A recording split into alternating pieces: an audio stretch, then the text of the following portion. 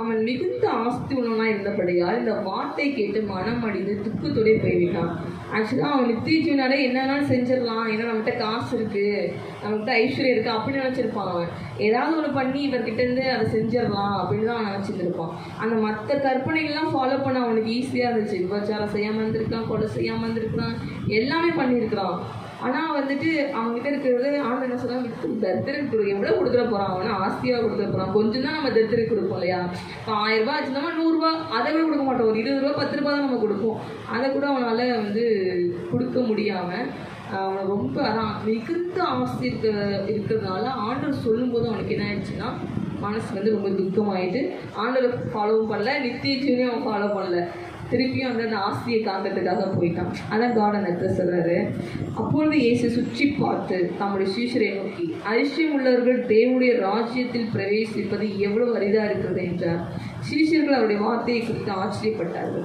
இயேசு பின்னும் அவர்களை நோக்கி, பிள்ளைகளை, ஐஸ்வர்யத்தின் மேல் நம்பிக்கையா இருக்கிறவர்கள் தேவனுடைய ராஜ்யத்தில் பிரவேசிக்கிறது எவ்வளோ அரிதாக இருக்கிறது. அதான் அந்த அந்த பணப்பையை தான் ஃபோல்ட் பண்ணிட்டு இதை வச்சு எப்படியாவது நித்தியஜீவனுக்குள்ள போயிடுவேண்டா அப்படி தான் வந்திருப்பான். ஆண்டவர் சொல்கிறார், அது மேலே நம்பிக்கை வைக்காத, என் மேல் நம்பிக்கை வச்சு என்ன பின்பற்றி வா, உனக்கு இருக்கிறத விற்று தரித்திரத்துக்கு கொடு, ஏழை கொடுப்பு. ஆண்டவர் நிறைய என்ன சொல்கிறாருன்னா, நீங்கள் இந்த ஊமைகள்லாம் வாசி பார்த்தப்போ உங்கள்கிட்ட இருக்கிறத தானம் தர்மம் பண்ண, பிச்சை கொடு, உன்கிட்ட விற்றுட்டு கொடுத்துட்டு என்கிட்டவா பார்ப்போம் அப்படின்னா அது யாருமே செய்யவே இல்லை. ஏன்னா அவங்க நம்பிக்கையே ஐஸ்வர்யமாக இருந்ததுனால அதை யாருமே செய்ய மனசு வரல. அதான் ஆண்டவர் சொல்கிறாரு, ஊசி நூல் அந்த இதுக்குள்ள ஐஸ்வர்யவான் தேவனுடைய ராஜ்யத்தில் பிரவேசிப்பதை பார்க்கலாம், ஒட்டகமானது ஊசியின் காற்றில் நுழைவது எளிதாக இருக்கும் என்றார். ஆமென். பாருங்க எப்படி ஒரு ஊமையை கொண்டு போயிருக்காரு பாருங்க. அந்த ஊசி இதில் நூலையே கொண்டு போக முடியாது நம்மளால. எவ்வளோ தூரம் கஷ்டப்பட்டு இருப்போம். தண்ணி தவிர எச்சு தொட்டு உள்ளவே போகாது. ஒட்டகத்தோட ஒரு மாலில் இருக்க நூல் கூட உள்ள போகாது. அதுதான் வந்து சார். ஆனால் ஆண்டவர் நூலே போகாது. ஒரு ஒட்டகம் எவ்வளோ பெரிய கற்பனை மரம் ஆண்டவர். அப்போ சாத்தியமே இல்லை, ஒரு பர்சன்ட் கூட இல்லை. ஏன்னா அப்படி தான் நடந்துக்கிட்டு இருந்திருக்காங்க மக்கள், மனிதர்கள்.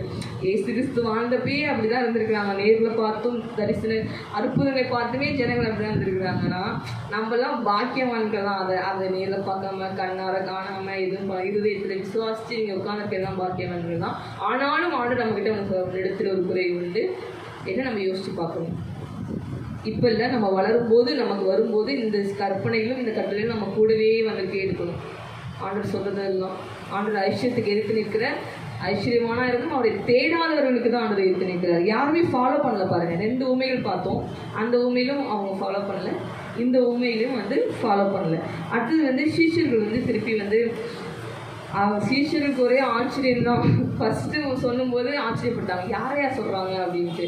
அடுத்தது பார்த்தீங்கன்னா மிகவும் ஆச்சரியப்பட்டு, அதிகமாக ஆச்சரியப்பட்டு, அப்படியா யார் தான் நித்திய ஜீவனை பெறுவா, ரட்சிக்கப்படுவா அப்படின்னு சொல்கிறப்ப தான் ஆண்டவர் சொல்கிறாரு, இது மனுஷரால் இது கூடாதான், தேவனால் கூடாததல்ல, தேவனாலே எல்லாம் போடும்.